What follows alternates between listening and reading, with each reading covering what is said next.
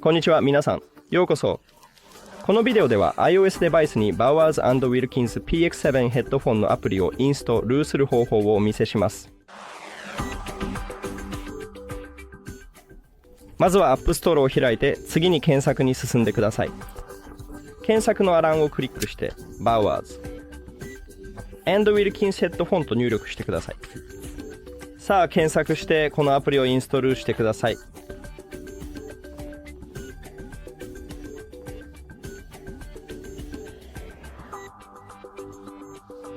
では開いてください。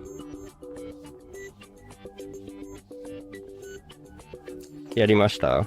このビデオをご覧いただきありがとうございます。役に立ったと思ったらぜひチャンネルを登録してビデオにいいねを押してください。私たちにとって本当に大切なことです。またね。